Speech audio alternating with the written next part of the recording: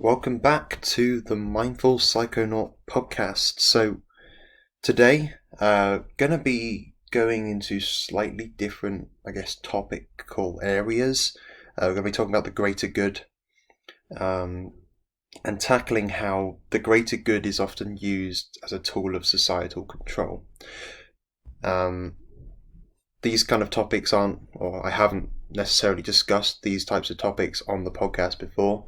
But I do think it is heavily influenced by kind of the psychology of how humans work, and it is very interesting, and I do think very relevant as well. So hopefully you will find great benefit in what you're about to listen to.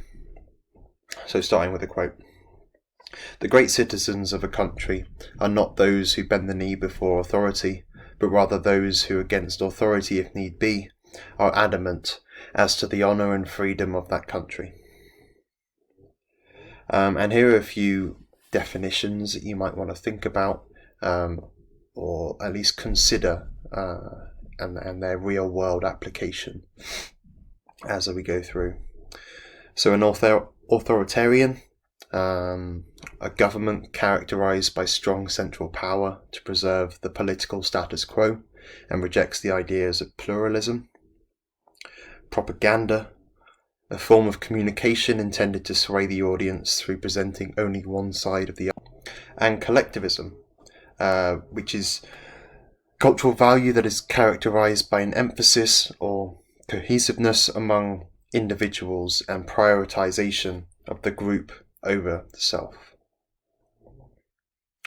And questions that I often ask myself, or that can be asked, is that how do politicians get away with policies that reduce freedoms and increase governmental control?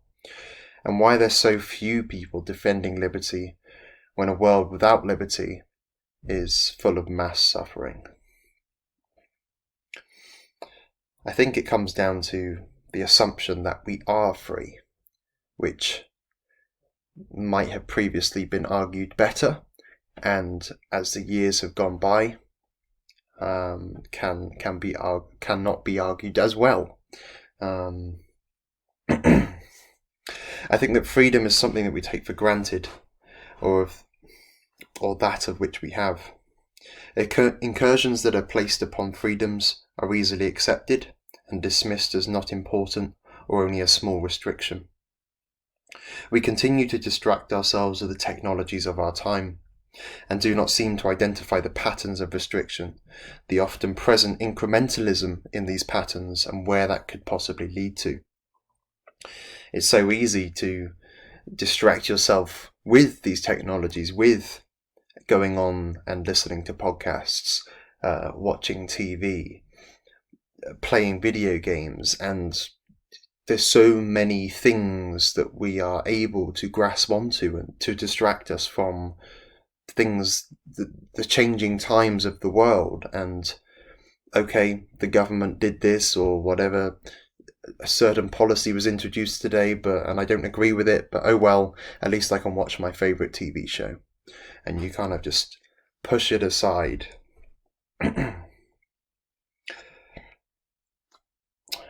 Unfortunately, there's none are more hopelessly enslaved than those who falsely believe they are free.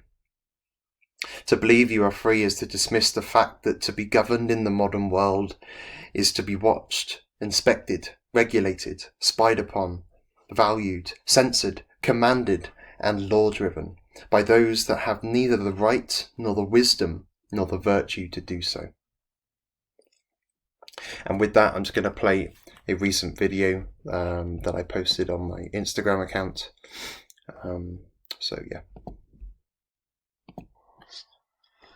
Alexander Solzhenitsyn wrote that the antidote to evil was to tell the truth. Let your credo be this: let the lie come into the world, let it even triumph, but not through me. We have to condemn publicly the very idea that some people have the right to oppress others. In keeping silent about evil, in burying it so deep within us that no sign of it appears on the surface, we are implanting it and it will rise up 1,000-fold in the future. And it reminds me of a quote by Richard Rohr, which says we don't think ourselves into new ways of acting, we act ourselves into new ways of thinking. If we do not condemn the ideas that we find false, that we do not find true, that goes against our values, then those ideas will develop. And actually, if we allow those actions to continue, then your thoughts will obviously will start to change along with them. I think it's very easy to have this mindset of, I know this is wrong, but what can I do about it? And I think that what you can do about it is talk about it. Get more people to talk about it, because we have power in our speech. Otherwise, we would not be censored. And we need to talk about it now, before it gets worse. And I think before, say, the younger population, I mean, I'm only 21, but the younger population grow up in a society where, they're used to people being censored for certain things. They're used to people telling them what they can and cannot say, and there's no problem with that. They don't have a problem with that because they've never known otherwise. And I think it's important to raise the awareness that we need the ability to speak freely about topics. I was reading about, I think it was restrictions on journalists, that you're not allowed to embarrass the government. I'm not entirely sure on what the specific legislation was, but being able to put restrictions on what you're allowed to report as news, and potentially being sentenced for something that is embarrassing to the government. Well, if the government do embarrassing things, you should be allowed to report that without any possible recall of negative things coming your way. Even if it is only a small deterrent, if there is that deterrent in place, then it's going to deter people from actually speaking about that. It might not be, people might more likely to avoid those kind of things, and then there's more and more power, or at least more and more legislation that is coming in to keep the people in power that are in power, and I don't think that's fair. We need to have a more balanced approach. We need to have discussion. We need to have people talking from both sides. Not even both sides. It's not just two sides. There's so many different thoughts and opinions of different people, which all need to be considered, and not just taken as, hey, that's against what we say, we're going to censor you for that, because then the discussion can't happen. Then it's just a one-way street. You've said this one thing, and hey, nope, you can't say that anymore. Gone. You need to have the discussion, and even if it is the discussion of a radical idea, which may seem radical, or which may seem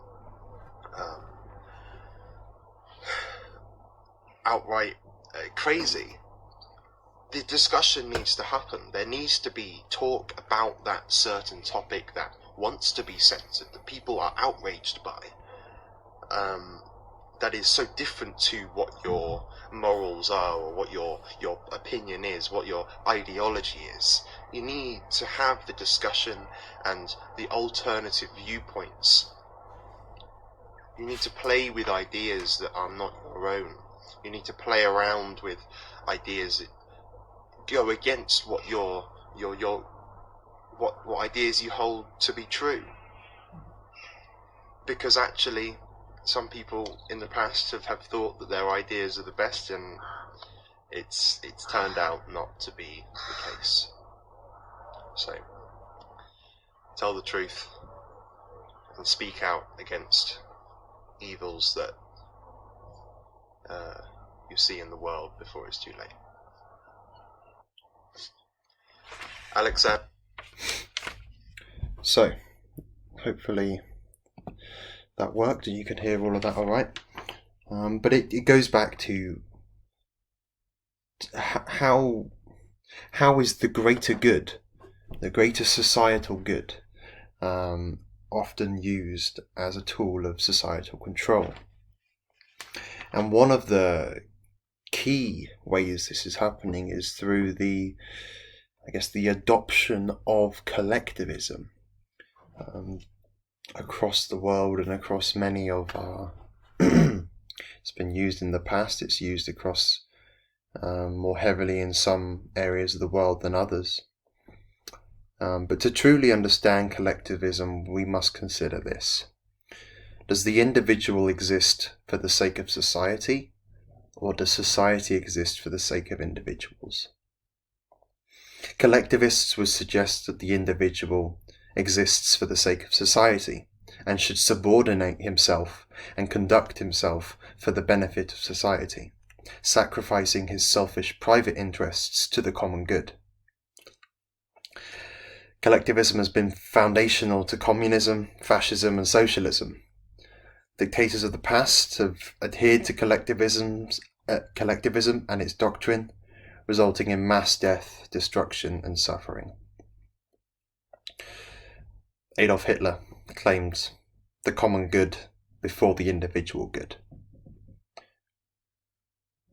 How is it that placing the good of society above the good of the individual leads to such negative outcomes? It lies in a philosophical error called the fallacy of misplaced concreteness. This corrupts the practical application of this ideology.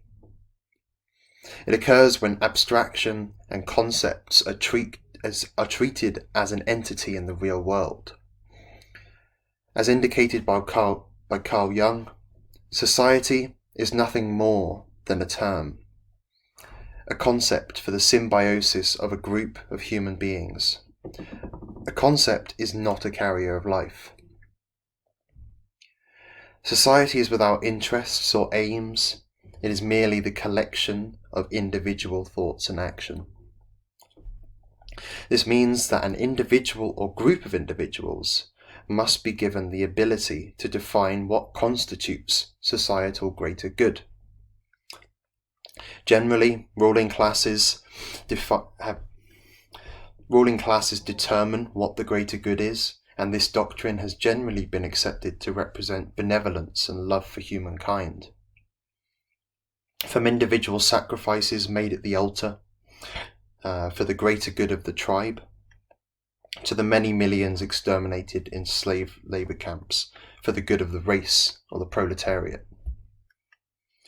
Collectivism serves as a justification of every atrocity or dictatorship, past or present. Freedom, as described by John Stuart Mill, is pursuing our own good in our own way, so long as we do not attempt to deprive others of theirs or impede their efforts to obtain it. Each is proper guardian of his own health, whether bodily or mental and spiritual. In granting individuals freedom, the pursuit of good, social cooperation, and division of labour emerge in a prosperous society, in a bottom-up manner. Improving life in a bottom-up manner improves the ability to help others.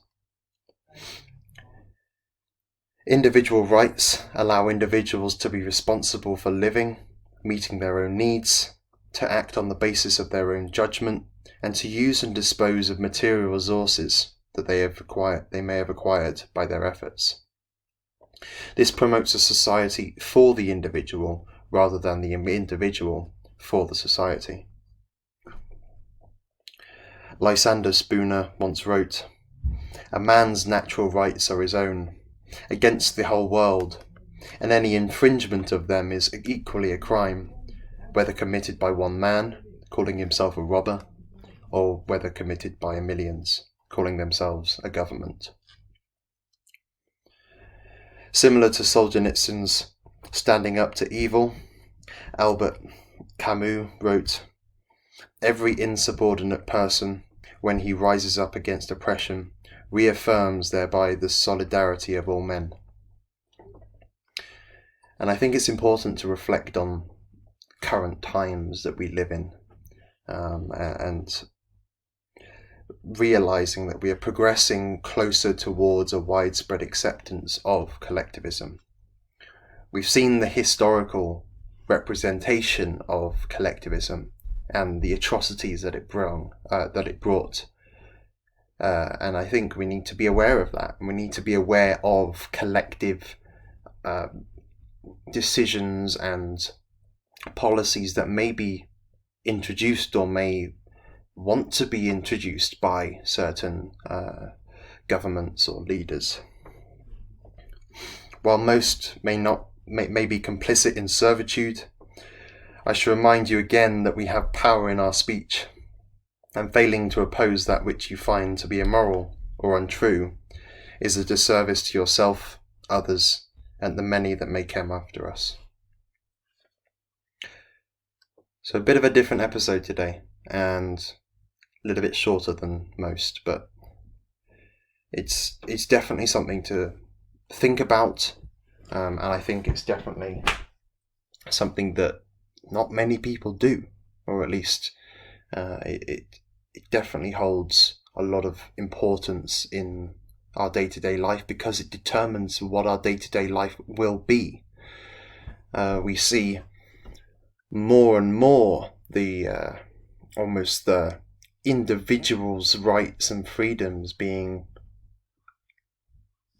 placed at a lower value to the society. You need to do this in order for the benefit, to benefit others, for the betterment of society, and it can start with small things, and actually you may not notice it at first. You may have to be really on it with maybe understanding your history of collectivism and other areas such as that to notice it at first, but then it is very much this incrementalism. It is just, okay, we start with this and we build up gradually, and we do one more thing, we're slowly progressing and pushing these collectivist ideas, that you should do this, you should not have the choice. We are going to take away your choice because you're a threat to society, or because it will be better for society if you were forced to do something. We're looking at mandatory vaccines for different jobs and stuff, and there's the choice, and then there's the coercion into not really having a choice because it's your job, it's your livelihood. Yes, you have the choice, but then you have to leave your job if that wasn't the case. Now that's only a one specific thing there, but it's becoming more and more prevalent throughout the world, and hopefully it's something that is becoming more and more of higher alert. We know we need to be talking about it more. We need to be thinking about it more, and having more conversations, having more discussions about where are we going and what might that lead to. Okay, here's the pattern of decision that is being made. If we were to extrapolate 2-3 years down the line, where do we go to once we make this type of decision that puts the society above the individual? And unfortunately, we look back at history and actually it doesn't go very well. So yeah, hopefully you enjoyed that, or enjoyed it as much as you could have done given the topic. But if you did, let me know. Let me know if you enjoyed it. Share it with others if you find it useful. And obviously you can see my Instagram is here, that I do share some things like this and other things if you were interested. But apart from that, hopefully you enjoyed, and we'll return again for another episode of the Mindful Psychonaut podcast.